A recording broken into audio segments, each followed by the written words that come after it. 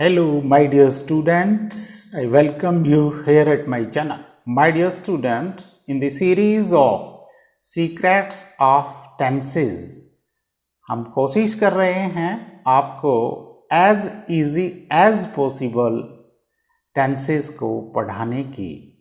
इसीलिए मैंने कुछ tenses के secrets निकाल करके आपके सामने प्रस्तुत करने की कोशिश की है।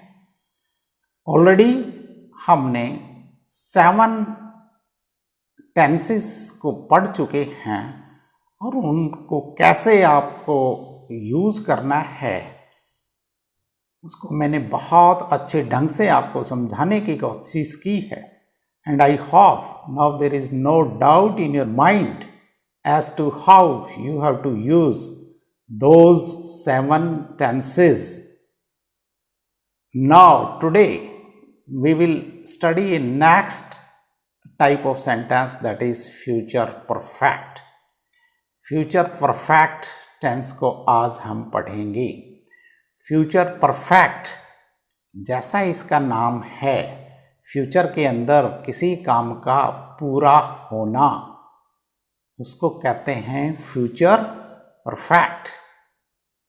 फ्यूचर में किसी निश्चित समय से पहले कोई काम समाप्त हो जाए, उस तरह के सेंटेंसेस को फ्यूचर परफेक्ट टेंस कहते हैं। और उन सेंटेंसेस को फ्यूचर परफेक्ट टेंस कैसे उसके सेंटेंस बनते हैं उसी के अनुसार बनाया जाता है। जैसे कल शाम तक वो अपना काम समाप्त कर चुका होगा। कल शाम तक की अवधि है उसके पास, तब तक ये फ्यूचर में होना है। कल फ्यूचर में होना है तो फ्यूचर में ये कंप्लीशन होना, एक स्पेसिफिक टाइम लिमिट है कल शाम तक। ही विल हैव, इसमें विल और सेल हेल्पिंग वर्ब लगेगी, इसके साथ हैव भी लगेगा। ही will have finished his work by tomorrow evening. तो ये इसकी एक स्पेसिफिक आइडेंटिफिकेशन है। फ्यूचर में एक डेफिनेट टाइम से पहले किसी काम का होना। इसके अलावा ये फ्यूचर परफेक्ट टेंस एक और सिचुएशन में भी यूज होता है। जैसे मेरा विश्वास है वो वहां पहुंच चुके होंगे। इट इज माई बिलीफ या I believe that they will have reached there by now.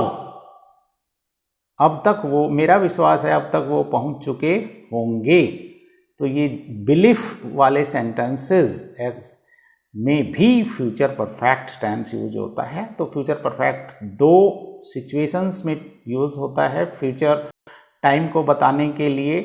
एक तो किसी डेफिनेट टाइम से पहले आप समाप्त काम कर रहे हो, या कोई जैसे आप सोच रहे हो कि ये काम ऐसा होगा या हुआ होगा, उसमें भी फ्यूचर परफेक्ट टेंस यूज होता है।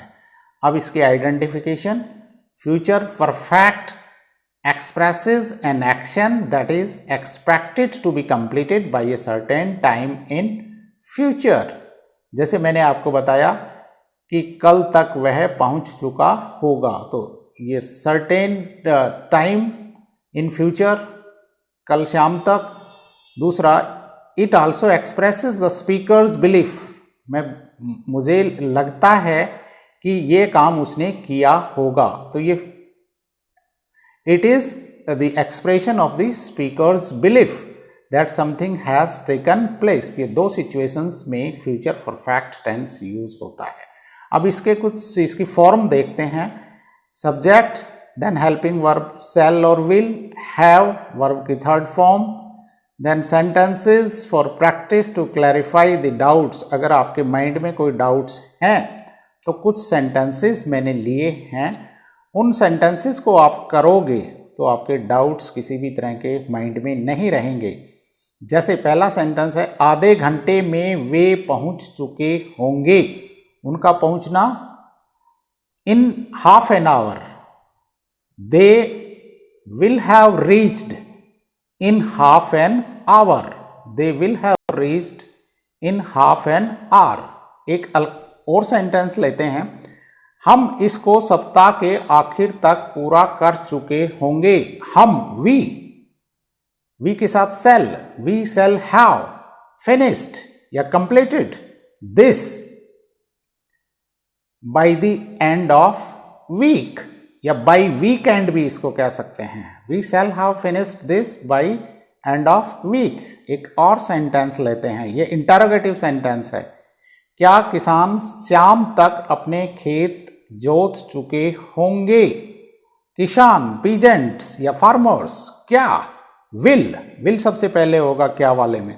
Will the farmers have ploughed there fields by evening.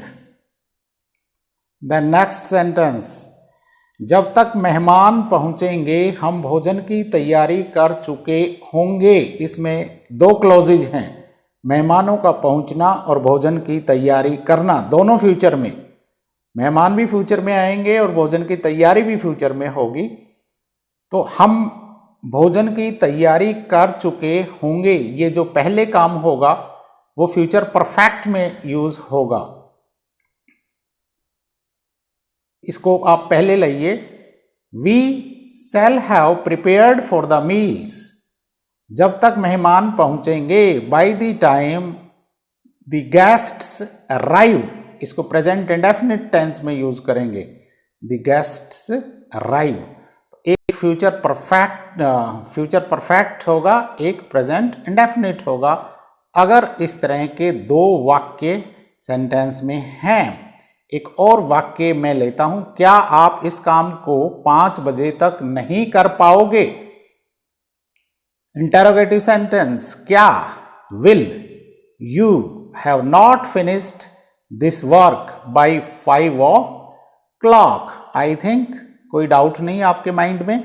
अगला सेंटेंस, क्या सूर्य उदय होने से पहले यात्रा कर चुके होंगे? यात्रा शुरू कर चुके होंगे, यानी आपकी यात्रा का शुरू करना और सूर्य का उदय होना।